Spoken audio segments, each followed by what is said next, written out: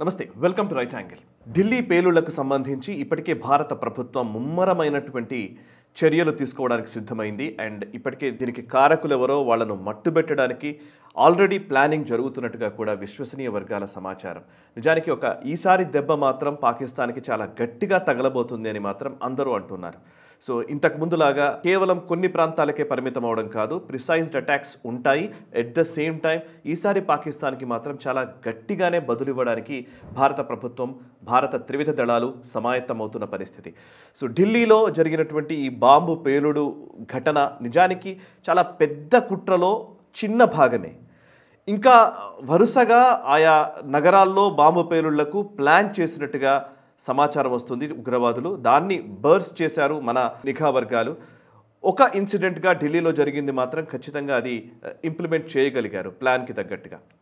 So ఈ అంశానికి సంబంధించి కరెక్ట్గా ఒక రోజు ముందే డాక్టర్లని అరెస్ట్ చేసిన అంశానికి సంబంధించి, డాక్టర్లు ఉగ్రవాదులుగా మారినటువంటి ఈ సంఘటనకు సంబంధించి నేను కొన్ని వివరాలు మీకు ఇంతకుముందు వీడియోలో తెలియజేశాను. సో ఇప్పుడు యూపీకి చెందినటువంటి ఒక డాక్టర్ని అరెస్ట్ చేశారు. మహిళా డాక్టర్ షహీనా షహీద్ చూడ్డానికి చాలా అమాయకంగా ఏదో బుర్ఖాలో ఉన్నటువంటి ఒక మామూలు స్త్రీగా కనబడుతోంది. కానీ కరడుగట్టినటువంటి ఉగ్రవాద సంస్థ జైషే మహమ్మద్కి మహిళా విభాగం భారతదేశానికి సంబంధించినటువంటి బాధ్యతలు నిర్వర్తిస్తున్నటువంటి వ్యక్తి. సో షహీనా షహీద్ లాంటి వ్యక్తులే చాలామంది ఉన్నారు. అసలు ఈ ఉమెన్స్ వింగ్ ఏంటి అనే దానికి సంబంధించి మేము ఆల్రెడీ గ్లోబల్ రౌండప్లో డిస్కస్ చేశాము. బట్ మళ్ళీ ఒకసారి నేను రీఐటరేట్ చేస్తున్నాను. మౌలానా మసూద్ అజర్ నేతృత్వంలో నడిచేటువంటి సంస్థ జైషే మహమ్మద్. ఈ జైషే మహమ్మద్ మహిళా విభాగాన్ని ఏర్పాటు చేస్తూ మొన్న మధ్యన నిర్ణయం తీసుకున్నారు. ఈ మహిళా విభాగానికి పేరు జమాత్ ఉల్ మొమీనాత్ అని పేరు పెట్టారు. దీన్ని ఎవరు లీడ్ చేస్తారు అని అంటే కనుక పాకిస్తాన్లోని జమాతే ఉల్ మొమీనాత్ అనే ఈ ఆర్గనైజేషన్ని లీడ్ చేస్తున్నది మసూద్ అజర్ సోదరి సాదియా అజారే. ఎందుకు దీన్ని నిర్వహిస్తున్నట్లు అని అంటే కనుక సాదియా అజార్ భర్త అంటే మౌలానా మసూద్ అజర్ బావమర్ది లేదా బావా యూసఫ్ అజర్, తను ఈ జైషే మహమ్మద్కి సంబంధించి కార్యకలాపాలు నిర్వర్తిస్తున్నటువంటి వ్యక్తి. కాందహార్ ఫ్లైట్ హైజాక్ సమయంలో దానికి పూర్తి సూత్రధారుడు కూడా ఈ యూసఫ్ అజారే. ఆ యూసఫ్ అజార్ని మొన్నటి ఆపరేషన్ సింధూర్లో మన ఎయిర్ ఫోర్స్ అటాక్లో అక్కడ జరిగినటువంటి బహవాల్పూర్లోని వాళ్ళ మర్కజ్ పైన దాడి చేయడంతో ప్రిసైజ్డ్ అటాక్స్లో ఈ యూసఫ్ అజార్ చనిపోయాడు. యూసఫ్ అజార్ని మన దళాలు మట్టుబెట్టాయి. దానికి ప్రతీకారంగా యూసఫ్ అజార్ భార్య సాదియా అజార్ నేతృత్వంలో మహిళా విభాగాన్ని ఏర్పాటు చేశారు. మొన్నటి ఆపరేషన్ సింధూర్లో మనం అక్కడ ఉన్నటువంటి ఉగ్రవాద శిబిరాలన్నింటినీ కూడా నేలమట్టం చేశాము. సో ఆల్మోస్ట్ ధ్వంసం చేసిన నేపథ్యంలో అక్కడ చనిపోయినటువంటి ఉగ్రవాదుల భార్యల్ని ఇప్పుడు మళ్ళీ జిహాదీ యాక్టివిటీస్లోకి దింపడం కోసమే ఈ మహిళా విభాగాన్ని ఏర్పాటు చేశారు. అందులో భాగంగానే భారత కార్యకలాపాలని చూసుకోవడానికి గాను భారత కార్యకలాపాలకు సంబంధించి ఉమెన్ కమాండర్గా ఈ షహీనా షహీద్ అనే డాక్టర్ని నియమించారు. ఈమె హర్యానాలోని అల్ ఫలా యూనివర్సిటీలో పనిచేస్తున్నట్టుగా తెలుస్తోంది.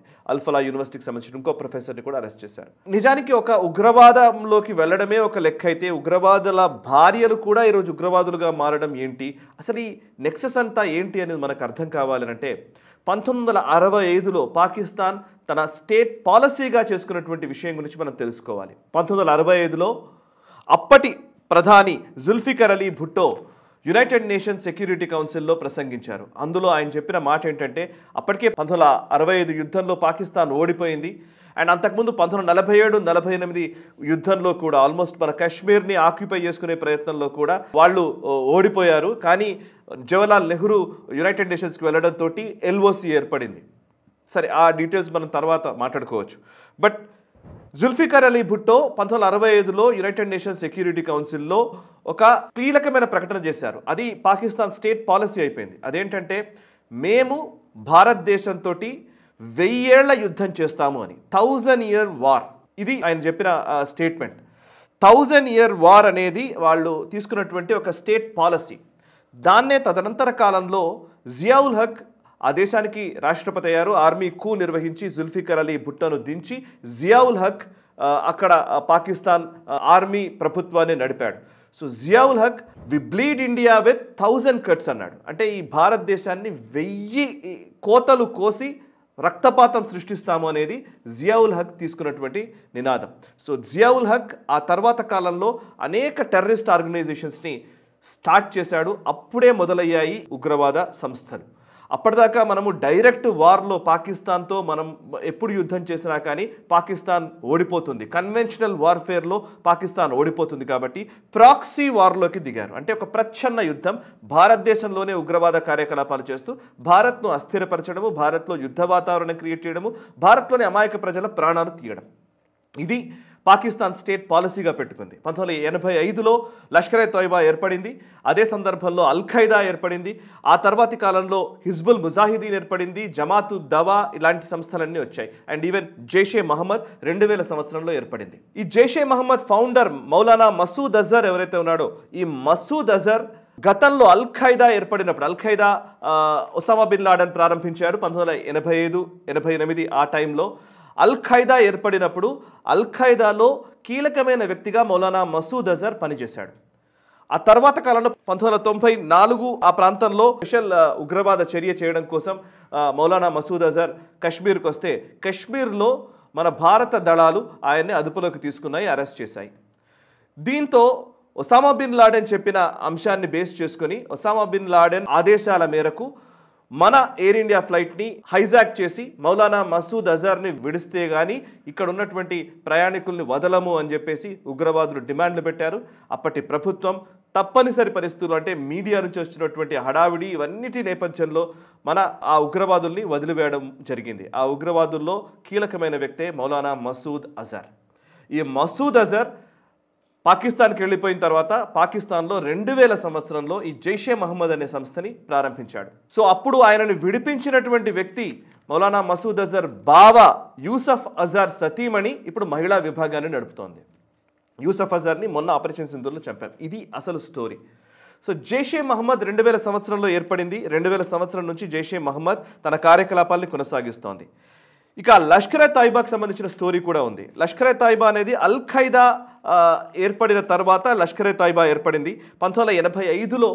నిజానికి ఫస్ట్ పేరు లష్కర్ ఎ తోయిబా కాదు, మర్కజ్ ఉద్ దవా ఇర్షాద్ ఈ పేరుతోటి ఫస్ట్ సంస్థ ఏర్పడింది. ఆ తర్వాత కాలంలో 1989లో లష్కర్ ఎ తోయిబాగా పేరు మార్చుకున్నారు. లష్కర్ ఎ తోయిబాగా పేరు మార్చుకొని లష్కర్ ఎ తోయిబా ఎల్ఈటి కార్యకలాపాలు నడుస్తున్న టైంలో 2001లో 9/11 అటాక్స్ జరిగాయి. అమెరికాలోని ట్విన్ టవర్స్ని కూల్చివేసినటువంటి సంఘటన జరిగింది. అల్ ఖైదా చేసినటువంటి ఘటన ఇది. అల్ ఖైదాకి అనుబంధమైనటువంటి సంస్థనే ఈ లష్కర్ ఎ తోయిబా, జైషే మహమ్మద్, హిజ్బుల్ ముజాహిదీన్ ఇవన్నీ కూడా సేమ్. ఇవన్నిటిని కూడా స్థాపించింది జియావుల్ హక్, పాకిస్తాన్కి సంబంధించిన అప్పటి ప్రెసిడెంట్ జియావుల్ హక్కే స్థాపించాడు. ఆ తర్వాత వీటి కార్యకలాపాలన్నీ కూడా ఐఎస్ఐఏ చూసుకుంటుంది. ఐఎస్ఐఏ ఫండ్ చేస్తుంది. ఐఎస్ఐ ద్వారానే ఇవన్నీ నడుస్తూ ఉంటాయి, టెర్రరిస్ట్ యాక్టివిటీస్. సో లష్కర్ ఎ తోయిబా 1989లో పేరు మార్చుకున్న తర్వాత లష్కర్ ఎ తోయిబాగా తన కార్యకలాపాలు నడుస్తూ ఉంటే 2001లో 9/11 అటాక్స్ జరిగిన తర్వాత అమెరికా ఈ ఆర్గనైజేషన్స్ అన్నిటిపైన హుకుం జారీ చేసింది. వీళ్ళన్నిటినీ ధ్వంసం చేయాల్సిందే, ఈ టెర్రరిస్టులందరినీ కూడా చంపేయాల్సిందే. ఎందుకంటే వాళ్లకు ఎఫెక్ట్ అయిన తర్వాత కానీ వాళ్ళకి టెర్రరిస్ట్ యాక్టివిటీస్ అర్థం కాలేదు. అప్పటిదాకా వీళ్ళందరినీ కూడా ప్రోత్సహిస్తూ వస్తున్నారు అమెరికన్సే. ఒసామా బిన్ లాడెన్ కానీ, లేకపోతే మసూద్ అజర్ని, లష్కర్ ఎ తోయిబాని, హిజ్బుల్ ముజాహిదీన్ని వీటన్నిటిని కూడా ప్రోత్సహిస్తూ వచ్చారు. బట్ ట్విన్ టవర్స్ బ్లాస్ట్ జరిగిన తర్వాత వాళ్ళ స్టాండ్ మారింది. వీళ్ళందరినీ చంపేయాలని చెప్పేసి వాళ్ళు ఒక ఆపరేషన్ తీసుకున్నారు. అప్పుడు లష్కర్ ఎ తోయిబాని కొంచెం సైడ్ లైన్ చేసి ఆ తదనంతర కాలంలో 2004లో ఫలా ఇన్సానియత్ ఫౌండేషన్ అని ఒక ఫౌండేషన్ క్రియేట్ చేశారు. కరెక్ట్గా అప్పుడే సునామీ వచ్చింది. మన ఇండోనేషియాలో సునామీ వచ్చిన టైంలో 2004లో ఫలా ఇన్సానియత్ ఫౌండేషన్ అని ఒక ఫౌండేషన్ని స్టార్ట్ చేసి సునామీ బాధితులకు మేము సాయం చేస్తున్నామని ఒక కలరింగ్ ఇచ్చి ఎన్జిఓగా దాన్ని మార్చి అట్లా వాళ్ళ కార్యకలాపాలు నడిపించుకుంటూ వచ్చారు. లష్కర్ ఎ తోయిబా ఎన్జిఓగా మారి సర్వీస్ యాక్టివిటీస్లోకి వచ్చినట్టుగా చూపించారు. తదనంతర కాలంలో 2007లో ఈవెన్ FIF పేరుతోటే వాళ్ళ యాక్టివిటీస్ నడుస్తూ వచ్చాయి. ఆ తర్వాత కాలంలో 2008కి వచ్చేసరికి జమాతు దవా అనే ఒక ఆర్గనైజేషన్ కూడా స్టార్ట్ చేశారు లష్కర్ ఎ తోయిబా నుంచి. ఇప్పుడు మనం మాట్లాడుకున్న జమాతు దవా ఇవన్నీ కూడా సేమ్ ఒక పేరుతో స్టార్ట్ అవుతాయి. ఆ పేరు స్టార్ట్ అయిన తర్వాత దాని మీద నిషేధమో ఇంకోటో విధించిన తర్వాత అది ఇంకో రూపంలోకి మారుతుంది, ఇంకో పేరుతోటి మారుతుంది. వీళ్ళే అక్కడ ఇంకో కార్యకలాపాలు చేస్తుంటారు. వాళ్ళందరూ చెప్పేదంటే ఇస్లామిక్ ప్రీచింగ్ అని, లేకపోతే సర్వీస్ యాక్టివిటీస్ అని ఇట్లాంటివి చెప్తూ ఉంటారు. జమాతు దవా ఏర్పడింది 2007-08 సంవత్సరంలో. ఆ తర్వాత కాలంలో 2017కి వచ్చేసరికి జమాతు దవా మీద కూడా నిషేధాజ్ఞలు వచ్చిన టైంలో మిల్లీ ముస్లిం లీగ్ అనే ఇంకొక పొలిటికల్ పార్టీని స్టార్ట్ చేశారు. MML అంటారు దీన్ని. ఇది పొలిటికల్ పార్టీ, ఒక రాజకీయ పార్టీగా మారింది 2017లో. మీరు సేమ్ క్రానాలజీ ఈవెన్ భారత్లో కూడా జరిగింది, మీకు అర్థమై ఉంటుంది అనుకుంటా. ఇండియన్ ముజాహిదీన్ అనే ఒక సంస్థను ఏర్పాటు చేశారు. దాంట్లోనే ఒక student Islamic movement of India SIMI అనే ఒక ఉగ్రవాద సంస్థను ఏర్పాటు చేశారు. యాసిన్ భత్కల్, వీళ్ళు భత్కల్ సోదరులు మన దిల్సుఖ్ నగర్ బాంబ్ బ్లాస్ట్లు లేకపోతే గోకుల్ చాట్ బాంబ్ బ్లాస్ట్లు చేసింది ఇండియన్ ముజాహిదీనే. సో ఇండియన్ ముజాహిదీన్ని మనం మట్టుబెట్టాము, ఆల్మోస్ట్ దాన్ని నిషేధం విధించాము, వాళ్ళందరి యాక్టివిటీస్ని ఆపేశాము. ఆ తర్వాత కాలంలో సిమి కాస్త SIMI ఉన్నట్టు సిమి కాస్త తర్వాత PFIగా మారింది. ఇప్పుడు PFIని బ్యాన్ చేశాము. PFIకి ఇంకొక పొలిటికల్ వింగ్ ఉంది SDPI పేరిట. సో సేమ్ క్రానాలజీ, ఈ టెర్రరిస్ట్ యాక్టివిటీస్ ఒకవైపు జరుగుతూ ఉంటాయి, అదే యాక్టివిటీస్ని ఇంకో రూపంలోకి మారుస్తూ ఉంటారు, సర్వీస్ యాక్టివిటీస్ అంటూ ఉంటారు. మీరు ఇప్పుడు మామూలుగా కూడా ఎవరినైనా సరే టెర్రరిస్ట్ లీడర్లని మీరు చూస్తే హఫీజ్ సయీద్ అని మీరు గూగుల్ చేసి చూసినా కూడా హఫీజ్ సయీద్ అనగానే ఇస్లామిక్ స్కాలర్ లేకపోతే టీచర్, ప్రీచర్ ఇట్లాంటి మాటలే వాడుతూ ఉంటారు. సో వాళ్ళు ఏంటంటే బయటకు మాత్రం ఏదో మత వ్యాప్తి చేయడానికి, మతానికి సంబంధించినటువంటి విషయాలు చెప్పడానికి, మదర్సాలు కంటిన్యూ చేయడానికి, ఇస్లామిక్ టీచింగ్స్ని చెప్పడానికి మాత్రమే అని బయట కలరిస్తూ ఉంటారు. కానీ ఆ టీచింగ్లో చెప్పేదంతా కూడా ఉగ్రవాదము, ఉగ్రవాద కార్యకలాపాలే. సో ఉగ్రవాదానికి మతానికి సంబంధం లేదనే వాళ్ళు ప్రతి ఒక్కళ్ళు కూడా ఇవన్నీ అర్థం చేసుకోవాలి. అందుకే నేను పదే పదే స్పెసిఫిక్గా చెప్తూ ఉన్నాను.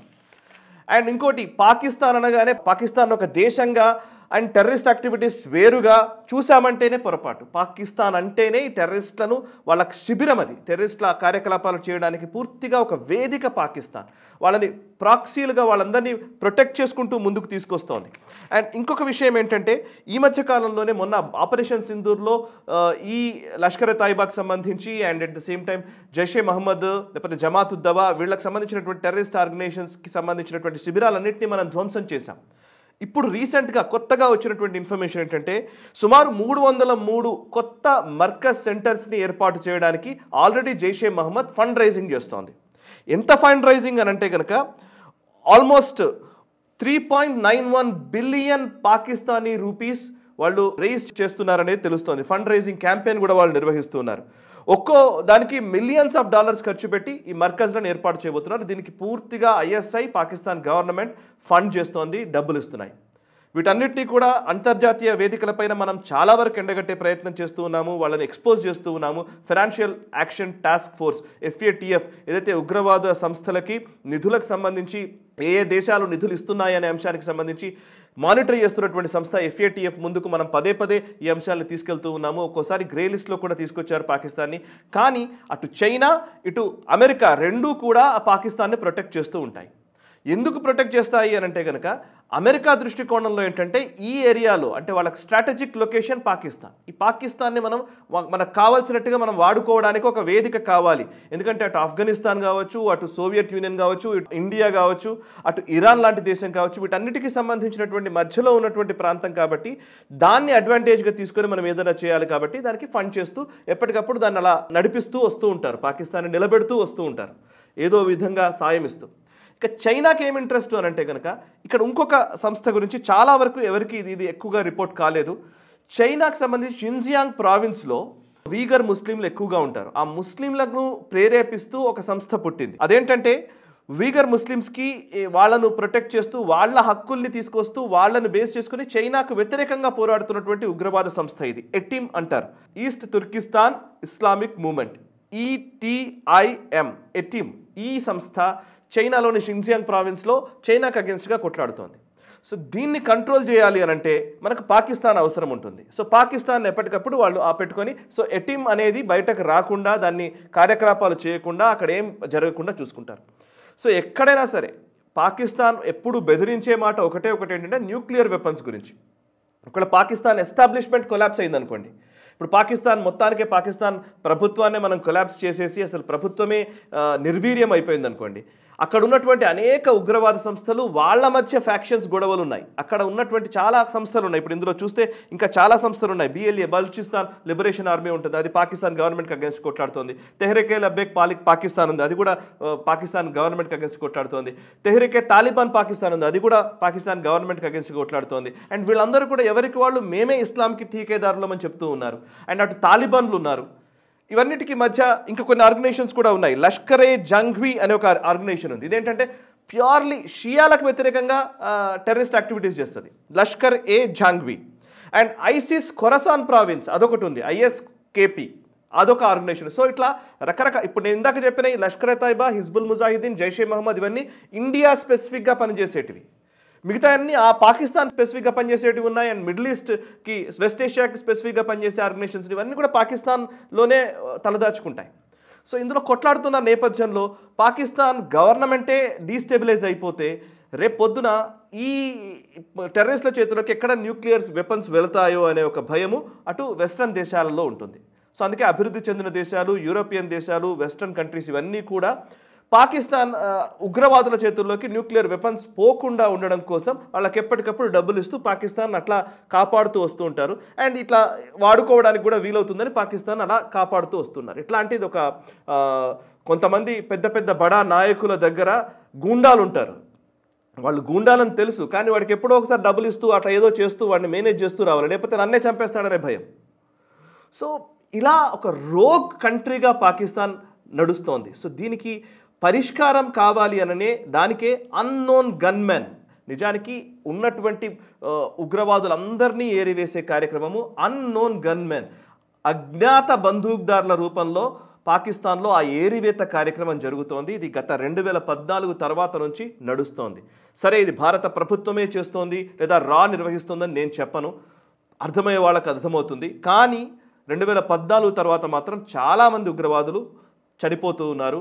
ఎవరు చంపుతున్నారో తెలియదు, అజ్ఞాత వ్యక్తులు వచ్చి చంపుతున్నారు. సో ఫస్ట్ ఆ టెర్రర్ హ్యాండిల్స్ అన్నింటినీ కూడా క్లియర్ చేసే ఒక ప్రయత్నం జరుగుతోంది. అండ్ అక్కడే ఉన్నటువంటి BLA, బలూచ్ లిబరేషన్ ఆర్మీ కావచ్చు, అండ్ ఖైబర్ పఖ్తూన్ఖ్వా TLP కావచ్చు, ఇవన్నిటి నుంచి కూడా అక్కడ మనం ఒక పాకిస్తాన్ గవర్నమెంట్ పైన ఒత్తిడి తెచ్చే ఒక ప్రయత్నము ఏదో రకంగా జరుగుతోంది. సో ఇంకా కొంచెం డీటెయిల్స్ ఇందులో ఉన్నాయి. ఆ డీటెయిల్స్ నేను ఇంకో వీడియోలో నేను పంచుకునే ప్రయత్నం చేస్తాను. నిజానికి ఈ టెర్రర్ యాక్టివిటీస్ అన్నిటికీ కూడా మూలం మతం, రెండు అండ్ వాళ్ళకున్నటువంటి ఇస్లామిక్ మతోన్మాద భావజాలము, ఇస్లామిక్ రాజ్యంగా ఈ ప్రపంచాన్ని మార్చాలనేటువంటి ఒక సంకల్పము వాటిని నడుపుతూ ఉన్నాయి. అండ్ ఇందులో ఎటువంటి భేషజం అక్కర్లేదు. అండ్ మన భారతదేశంలో ఉన్నటువంటి అనేక మంది ఉగ్ర సానుభూతి పరులు అండ్ ఉగ్రవాదుల పట్ల కొంచెం సానుభూతితో వ్యవహరిస్తున్నటువంటి అనేక మందికి ఇప్పుడు నేను చెప్పే మాటలు రుచించకపోవచ్చు, బట్ ఇది నిజం, ఇదే వాస్తవం. సో ఈ వీడియోని 10 మందికి రీచ్ చేసే ప్రయత్నం చేయండి. అండ్ మీకు తెలిసినటువంటి విషయాలు ఏవైనా ఉంటే వాటిని కూడా కమెంట్స్ ద్వారా తెలియజేయండి. అండ్ ఈ వీడియో పైన మీ అభిప్రాయాన్ని కూడా పంచుకోండి. నమస్తే.